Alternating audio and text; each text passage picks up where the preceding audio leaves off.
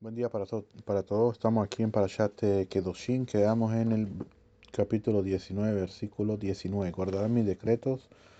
No aparearás un animal con el de otra especie. No sembrarás tu campo con semillas mezcladas y vestimentas mezcladas de fibras combinadas. No estarán, no estará sobre ti.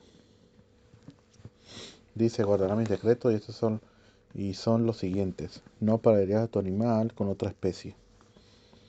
Estos, Hukim, dice Rashi, son decretos del soberano Dios, puesto que no hay razón evidente para ellos asequible al ser humano. Dice aquí, para comprender el significado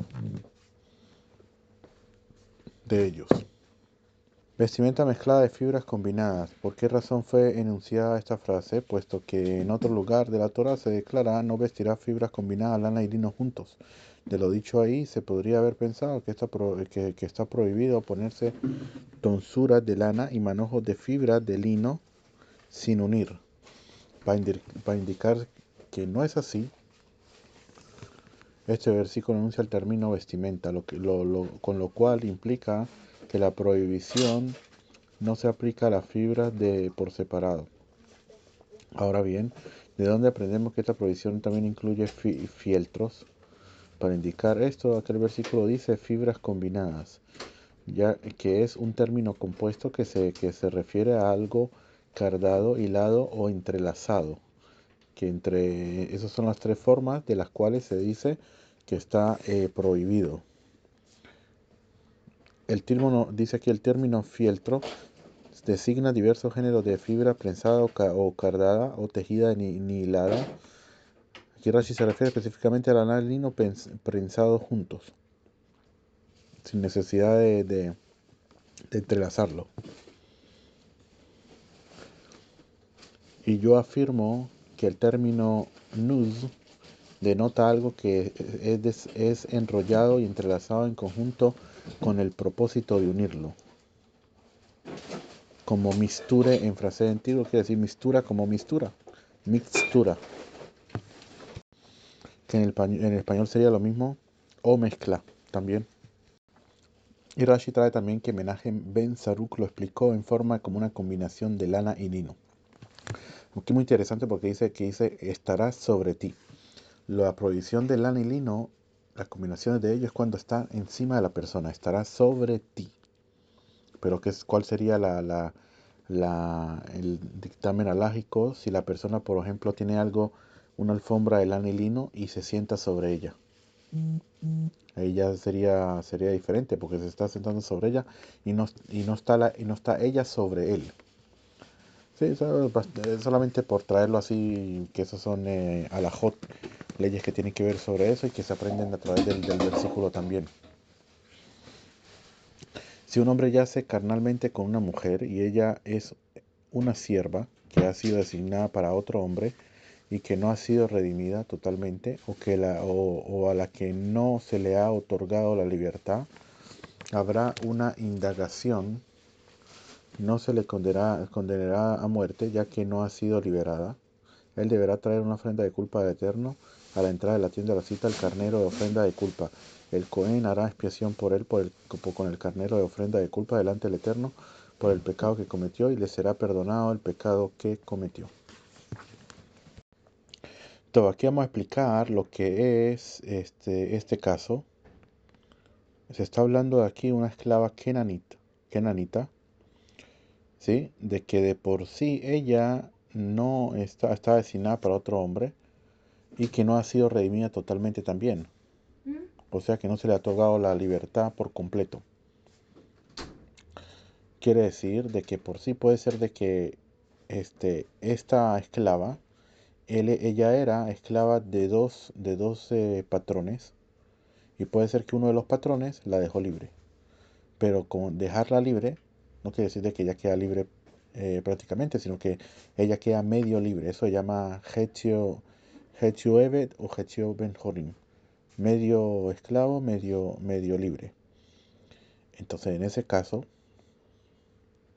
aquí él se vino a ella, ¿sí? Entonces no se le otorga la muerte como dice allí. ¿Por qué? Por lo que ella sigue siendo como una especie de esclava. Entonces él tiene que traer algo que se llama Asham Shivha Harufa. Así se llama el Korban, el sacrificio que él tiene que traer al Bet HaMikdash por lo que él hizo. Vamos a ver entonces lo que nos dice Rashi. Designada para otro nombre, dice Rashi, la expresión Nejerefet significa que la mujer ha sido destinada y específica para otro hombre, pero no conozco otro ejemplo homológico de este término de la escritura. Y este versículo habla acerca de una esclava kenanita, mitad esclava, mitad libre, casada con un siervo hebreo, al cual le está permitido contraer matrimonio con una esclava kenanita. ¿Sí?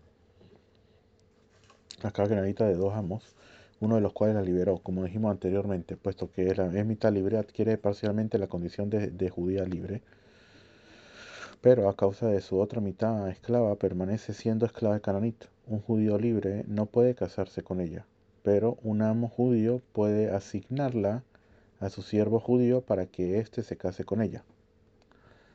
Eso sí se puede hacer, ¿sí?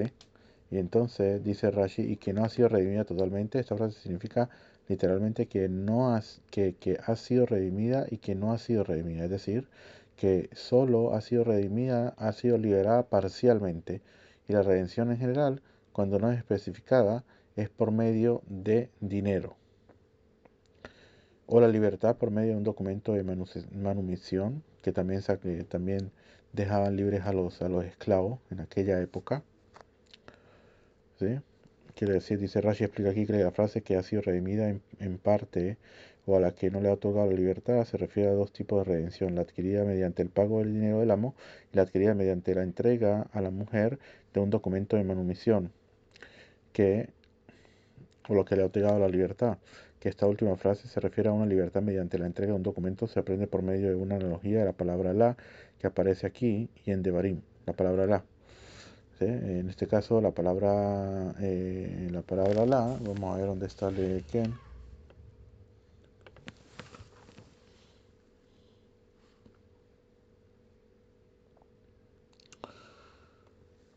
O sea que eh, para ella prácticamente lo que le quiere decir de que ahí se aprende que es para ella.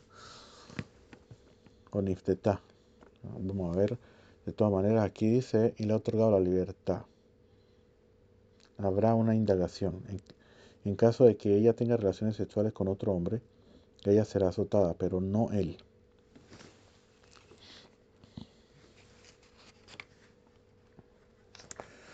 Pero no él. Dice Rashi, ya ha señalado que esta mujer, mitad esclava y mitad libre, está casada con un siervo hebreo.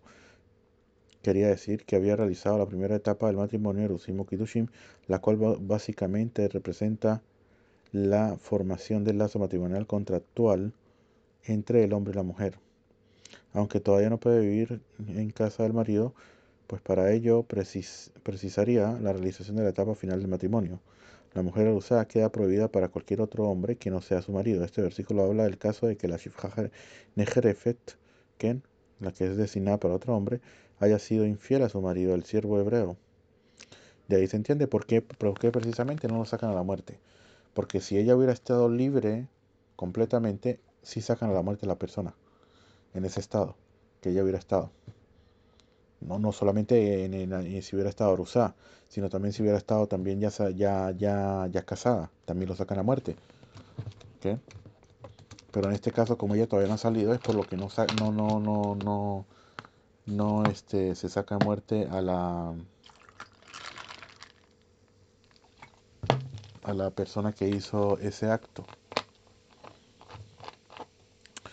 Sí, ella será azotada, pero no él, a la Corte de Justicia. Le incumbe investigar el asunto, pero no importarle a ella la pena de muerte, ya que, como se señala inmediatamente después, pues ella no ha sido liberada y por consiguiente su lazo matrimonial no es un lazo matrimonial completo. Y nuestros maestros aprendieron de aquí que cuando a alguien se le imponga la pena de azotes, también se le aplicará la recitación. Es decir, que los jueces que aplican los azotes recitan los versículos siguientes sobre el que es azotado. Si no te guardas para cumplir todas las palabras de la Torá, el Eterno hará insólitas tus calamidades y todo lo demás, todo lo que le dice, ¿sí?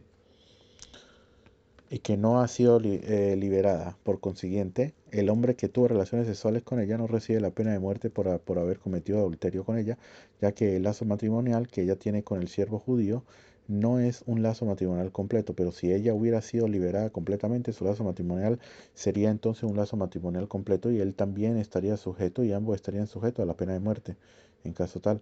Y le será perdonado el pecado que cometió. Eso fue denunciado para incluir la transgresión intencional junto con la no intencional de lo que ha sucedido. Seguimos.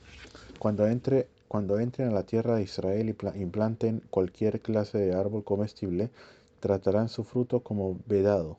Durante 3 años será vedado para ustedes, no podrá ser comido. Esto es lo que se llama orlá, que en español lo traducen como vedado, o sea que no se puede comer. Y aparte de que no se puede comer, tampoco se puede tener ningún tipo de disfrute de ello tampoco. Tratarán su fruto como vedado, dice Rashi. El significado literal de esta frase es bloquearán su obstrucción, es decir, que el fruto de tal árbol estará bloqueado y vedado para usted de obtener cualquier beneficio de él. 3 años será vedado para usted a partir de cuando se cuenta los años para el fruto, desde el momento de la plantación del árbol. Se podría haber pensado que si una persona almacenó el fruto de los 3 primeros años, al concluir los 3 años, le estará permitido obtener beneficio de él. Para indicar que no es así, este versículo enfatiza será vedado, lo cual implica que seguirá en su estado de prohibición. ¿Okay? Si la cuenta de 3 años se hiciera desde el momento en que el fruto salió, entonces sería obvio pensar que el fruto mismo que salió en esos 3 años estaría prohibido para siempre. Es precisamente porque la cuenta de los años se hace a partir de la plantación del árbol que esta duda se plantea, puesto que la cuenta se hace a partir de la plantación. Si el árbol solamente produce fruto después de los 3 años, estos no estarán prohibidos, lo cual implicaría que es el paso del tiempo mismo lo que determina la condición de los frutos y no ellos mismos. ¿Por qué precisamente 3 años? Para entenderlo un poco más a fondo.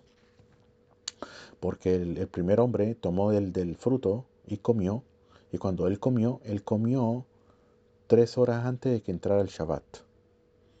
Y por esas 3 horas, hoy en día hay que cuidar 3 años. Por esas tres horas. De que él no esperó para comer. Porque todo lo que pasó en seis días de la creación, que todo estaba como por decirlo así, en forma condensada, así como cuando colocas mucha información y la condensas y la colocas en poca información. Pero sigue siendo la misma información, simplemente que la condensaste y pesa menos. Así igualito, en esa época, los 6 días eran 6 días que puede ser que cada día no sea el día de 24 horas, sino hubieran sido días de muchísimo tiempo y eso podría también ¿cómo es que se llama? Responder a las preguntas o a las cosas que dice la persona de que el mundo tiene años y años y años, miles de años y miles de años. Se puede entender de allí, no hay ningún problema, porque lo que en el judaísmo se dice que hoy en día es el 5.876 años, es desde la creación del hombre, pero no de la creación del mundo. Entonces cada día de esos días, como dijimos que eran como condensados, puede ser de que cada día no fue 24 horas o fue 24 horas, pero que no son 24 horas como hoy en día de nosotros, sino 24 horas que podrían ser muchísimos años, ¿sí? Sin saberlo. También lo explican sobre eso. Entonces, el hombre, primer hombre, pecó por no abstenerse y tomar del árbol y comer 3 horas antes de la entrada de Shabbat. Y como dicen los comentaristas, que si hubiera entrado Shabbat, se le hubiera dejado comer con permiso. Entonces ahora, para hacer corrección a eso, hay que esperar un término de 3 años para poder comer del árbol. Aunque vamos a ver también que no depende, no precisamente 3 años, a veces incluso más. Aparte de eso, de que Con referente a los años, también depende de cuándo se plantó el árbol. A veces puede ser, cuándo se toma el año del árbol. El año del árbol no se toma desde cuando se plantó hasta que pase el otro año, sino que en hebreo la plantación del año viene siendo el Tu Bishvat, el año del árbol, el Tu Bishvat, ¿sí? Y eso el Tu Bishvat también tiene que ver, también Rosh Hashanah, hay varias partes sobre cómo se toma el año y todo lo demás.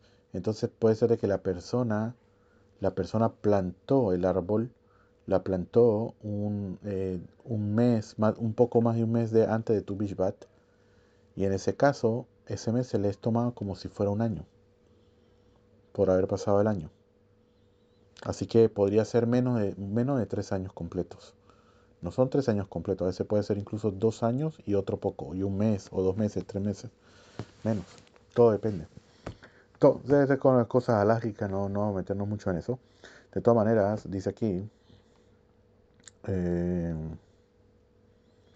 sí, dijimos lo que dice Rashi, vamos a ver, todo su fruto será consagrado. Eso es en el cuarto año, vamos a ver, en el cuarto año todo su fruto será consagrado para loar al Eterno. Consagrado, eso es lo que se llama neta rebaño, no todo el boniré, al igual que en el segundo diezmo, va a ser Sheni, acerca de lo que está escrito, cualquier diezmo de la tierra sagrado es para usted, para el Eterno, así como el segundo diezmo no puede ser ingerido fuera de las murallas de Jerusalén a menos que sea redimido, así también a este fruto se le aplica la misma ley, y esto constituye lo ores para el Eterno, lo que su dueño lo lleva allí, a Jerusalén, para alabar y loar al cielo por su generosidad. Okay. Y en el quinto año podrán comer su fruto, a fin de incrementar su cosecha para ustedes. Yo soy el Eterno, su Dios. A fin de incrementar su cosecha para ustedes, este mandamiento que ustedes guardarán será para incrementar la cosecha de los árboles para ustedes, puesto que como recompensa por cumplir este mandamiento, yo bendeciré el beneficio de ustedes, los frutos de las plantaciones. Al respecto, Rabbi Akiva solía decir, la Torah habló aquí confrontando la inclinación del mar, para que el hombre no diga, ya han sido 4 años que me he esforzado por este árbol de balde. Es por esta razón que la Torah declara, a fin de incrementar su cosecha para ustedes. A pesar de que la persona disfrutará del fruto de los árboles sin restricción alguna a partir del quinto año, a causa de su egoísmo natural, sin el incentivo de recibir un incremento en su cosecha, difícilmente lo haría. Yo soy el Eterno, quiere decir, yo soy el Eterno que soy el que asegura a ustedes con respecto a esto, y yo soy fiel para cumplir mi promesa. No comerán sobre la sangre, no harán augurios y no creerán en pronósticos. No comerán sobre la sangre. Este pasaje es interpretado en muchos sentidos en el Tratado de Sanedrín. Es interpretado como una prohibición de comer carne de las ofrendas consagradas antes de haber rociado la sangre del animal en el altar. O sea, quiere decir hasta que no se haga todo el proceso que se hacía con el animal, que eran cuatro las labores que se hacían, los trabajos que se hacían, que era el degolle. Después se recibía la sangre una vasija, luego se llevaba al lugar donde se iba a rociar en el altar, y luego se rocea en el altar, y luego la sangre que queda se colocaba a uno de los lados ¿cómo es que se llama? Del altar. Ahí había una especie de huecos por los cuales también ahí se lanzaban lo que quedaba. Entonces aquí está diciendo de que no se vaya a comer de la carne antes de que el Cohen termine de hacer la última, ¿cómo es que se llama? De rociar la sangre sobre el altar. Así como una prohibición para el que coma la carne de un animal no consagrado antes de que la vida haya partido de él. Esto quiere decir lo que se llama, es decir, mientras todavía está con vida.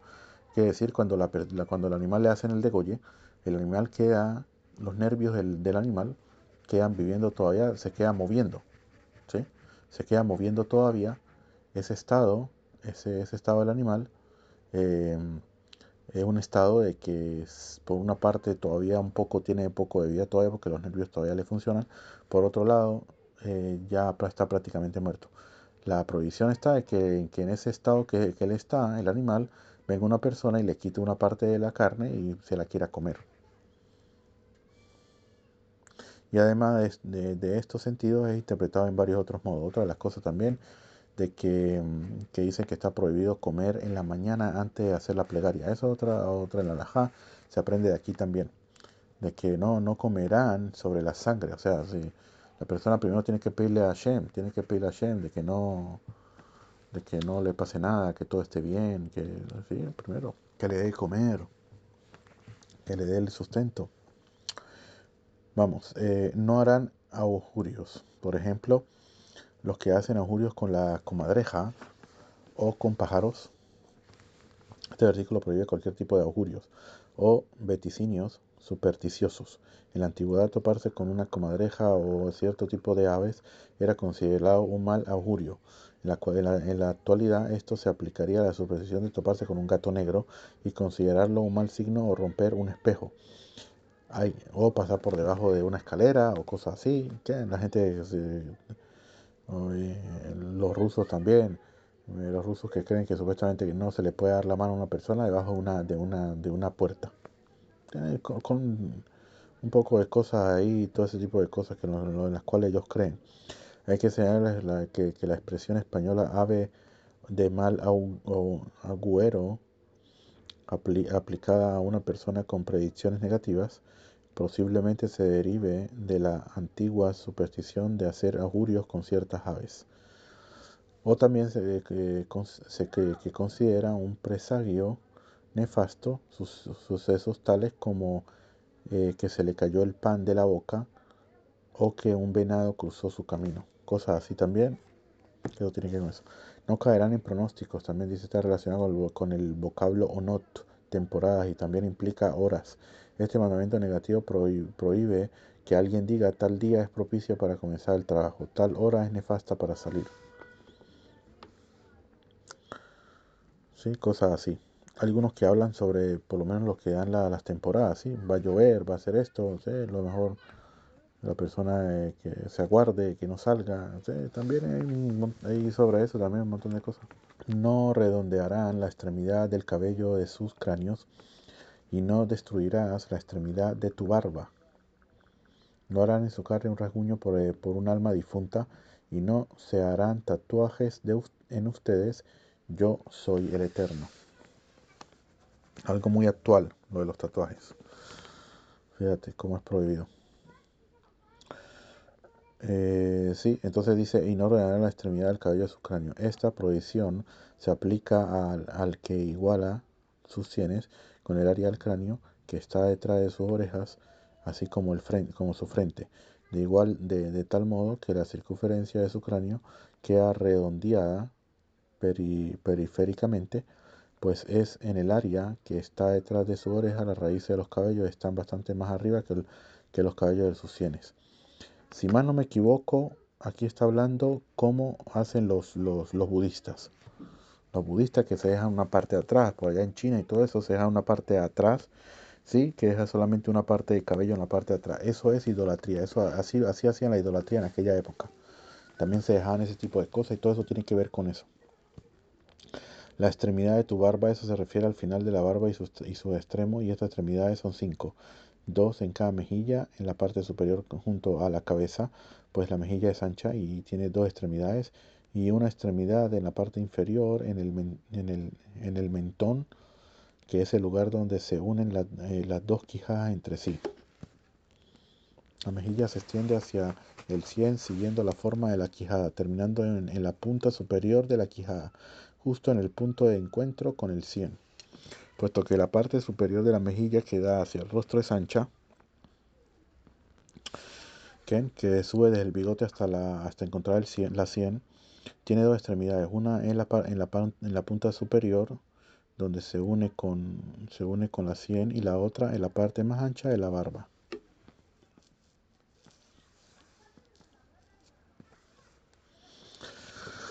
Un rasguño por un alma difunta, así era la costumbre de los Emorim, rasguñarse la carne en señal de duelo cuando alguien se les moría.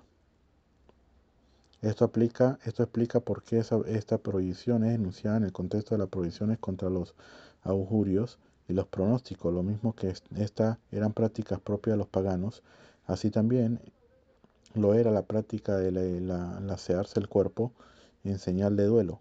Esto implica que rasguñarse por algún otro propósito no entra dentro de esta prohibición.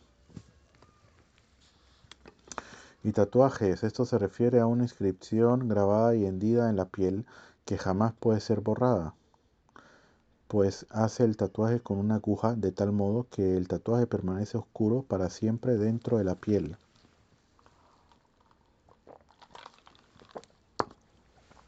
Dice aquí el modo en que se realiza es inyectando la piel por dentro con un tinte, la cual no puede ser borrado porque se halla bajo la epidermis. Tatuaje, este término está relacionado con la frase y cuélgalos y los colgaremos. Al tatuaje se le aplica un término que implica colgar porque solían clavar un palo en la tierra y colgar a los condenados a muerte en él. De este modo los condenados a muerte quedaban insertados y clavados en el suelo porque colgaban del palo. Significa lo mismo de pourpoint en francés antiguo. Sería, en este caso, perforación. En la actualidad es utilizado para designar una prenda hecha de diversas fibras ajustadas entre sí mediante perforaciones con aguja.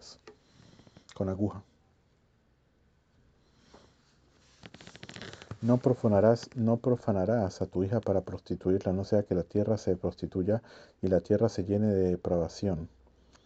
Este versículo habla acerca del padre que entrega a su hija soltera para la relación sexual sin el propósito de casarla.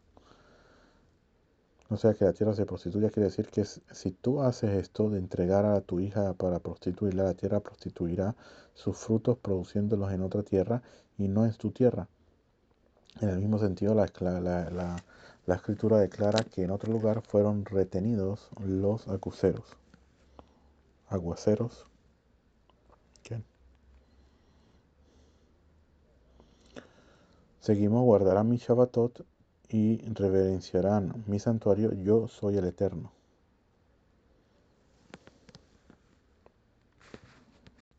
Dice Rashi, y reverenciarán mi santuario. Esto indica que la persona no deberá entrar al santuario con un bastón, ni con sus zapatos puestos, ni con una faja de dinero, ni con el polvo que hay en sus pies. También implica lo siguiente: aunque yo les ordeno con respecto a tener reverencia por el santuario, aún así guardará mi Shabbatot, lo cual implica que la construcción del santuario no tiene precedencia sobre la observancia del Shabbat. Seguimos. No se dedicarán al espiritismo de Obot y Eoní. No procurarán hacerse impuros a través de ellos. Yo soy el Eterno, su Dios. Este enunciado constituye una prohibición dirigida al que practica la forma de espiritismo o nigromancia de Ov y de Yedoní. Estas eran antiguas formas de practicar el espiritismo y la nigromancia. Rashi explicará a continuación sus características. Utilizaban para bajar muertos, hablar con ellos, cosas así, almas. Vamos a ver. El que practica el espiritismo de Of es el individuo llamado Pitón, que eleva las almas de los difuntos y habla el mensaje de los difuntos a través de su axila. Y el nigromante o espiritista llamado Yedoni es el que mete el hueso de un animal llamado Yadua dentro de su boca y el hueso habla, a causa del nombre del hueso utilizado. Es que este espiritista se llama Yedoni, ya que el hueso utilizado se llama Yadua. Todo este tipo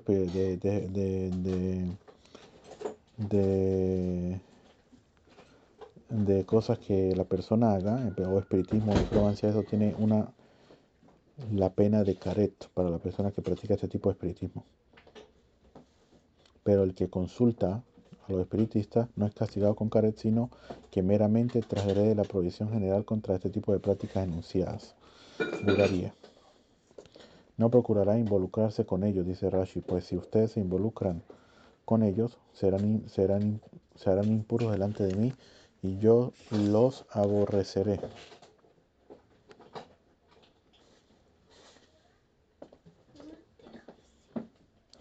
Diga aquí la frase no procurarán hacerse impuros a través de ellos, aparentemente indica que la gente intencionalmente se dedicaría a estas prácticas con el fin de hacerse impura, lo que cual no sería lógico, ya que no es para contaminarse que la gente la practica, sino para obtener algún beneficio. Por esta razón Rashi explica que la frase no procurarán implícitamente significa que no deben procurar involucrarse con ellas. Yo soy el eterno su Dios, en este caso la expresión implica sepan a quién ustedes cambian por quién. Seguimos, ante las senectud te levantarás y honrarás la presencia del anciano y temerás a tu Dios, yo soy el eterno. Antes a la senectud se les levantará. Se podría haber pensado que este mandamiento también se aplica a un anciano moralmente condenable, es decir, malvado o ignorante de la Torá, para indicar que no es así. Este mismo versículo enfatiza que se trata de un anciano, y un anciano en hebreo significa también que se refiere a alguien que ha adquirido sabiduría. Y honrará la presencia del anciano. ¿Qué es el honor? No sentarse en su lugar, no hablar en su lugar y no contradecir sus palabras, puesto que literalmente habla de honrar el rostro o la presencia de un anciano. Se podría haber pensado que uno puede cerrar los ojos para hacerse como si no lo viera y de este modo no rendirle honor. Para indicar que no es así, este versículo también declara y temerás a tu Dios, pues este asunto de honrar a un anciano se trata de algo que pertenece al corazón de quien lo hace, es decir, solo uno mismo puede saber si realmente no vio al anciano o si fingió no verlo, ya que nadie más lo puede saber sino solo él. Y con respecto a todo el que pertenece el corazón, la Torá afirma y temerás a tu Dios. Y seguimos, cuando un prosélito habite contigo en su tierra, no lo vejarás. Quiere decir, esto se refiere a ultraje verbal. No le digas a un prosélito, antes fuiste idolatría. Quiere decir, está hablando de una persona, de un no judío que se convirtió al judaísmo, que tiene prohibido decir lo que él antes hacía. Antes hacía idolatría y ahora vienes a aprender Torah, lo cual fue entregada de la boca misma del Todopoderoso. Está prohibido. Este versículo habla específicamente de un prosélito o un converso al judaísmo, término que en general se refiere a un perjuicio o daño causado a otro. Aquí referida se refiere específicamente a causarle un perjuicio de palabras.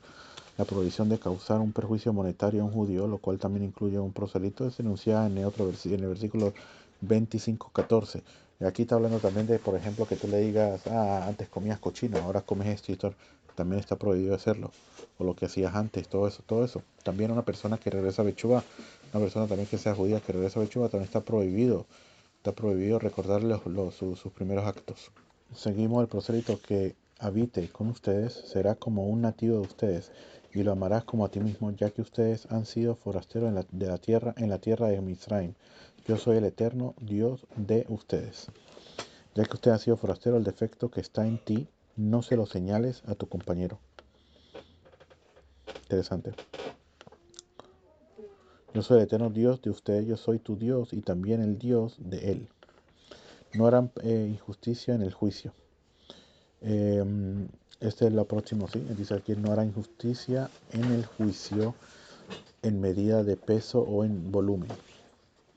Si este mandamiento estuviera dirigido al juez, sería redundante porque ya se ha declarado no hará injusticia en el juicio. Entonces, ¿a qué se refiere el juicio enunciado aquí? Se refiere a la medida, al peso y al volumen enunciados en este mismo pasaje. Su propósito es enseñar de que el que mide lo que vende es llamado juez, puesto que si falsea la medida es como si pervirtiera la justicia y es llamado inicuo, odioso, repulsivo, anatema y abominación, y provoca las 5 cosas que han sido enunciadas con respecto al juez que pervierte la justicia: contamina la tierra con impureza espiritual, profana el nombre de Dios, echa fuera la presencia divina, hace que Israel caiga bajo la espada y expulsa a los judíos de su tierra. Hasta tanto. En medida, este término se refiere a cualquier medida que se utilice para medir la tierra.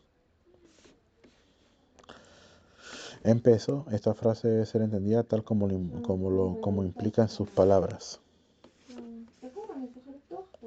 O en volumen, este término se designa una unidad de medida del volumen de líquidos y sustancias secas.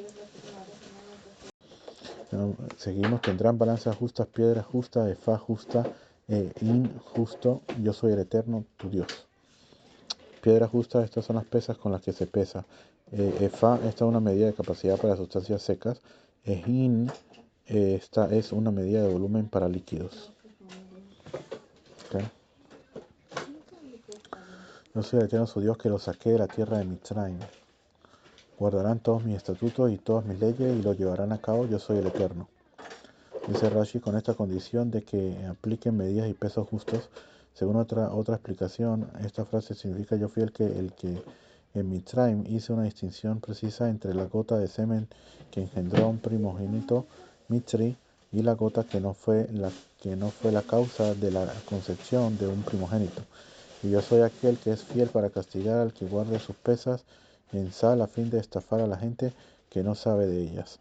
Sobre todo anteriormente, hoy en día de repente dice, pesas que han sido guardadas en sal absorben parte de ella aumentando así su peso. Era una práctica utilizada por el vendedor para estafar a la gente. El mencionar esto enseña qué tan grande es la severidad del precepto de utilizar medidas justas y exactas. Pues en cierto sentido la persona que niega los preceptos concernientes a la honestidad y exactitud en los pesos y medidas es como si negase la salida de Mitzrayim. Y es por eso que en el Talmud señala que del mismo modo que Dios en Mitzrayim hizo una distinción exacta y precisa entre los Mitzrim, de los egipcios y los judíos, así también exige que todo judío sea preciso y exacto con sus pesos y medidas. Hasta tanto que llegaron a decir los sabios de que la persona que, por ejemplo, no tanto aquí, pero sí, por ejemplo, en tomar lo que se llama impuesto y cosas de eso estaba también prohibido. Con esto hemos terminado el versículo 19 para empezar el versículo 20, que sería prácticamente el último de la parasha de Kedoshim que tenemos un día. Besos, Hashem.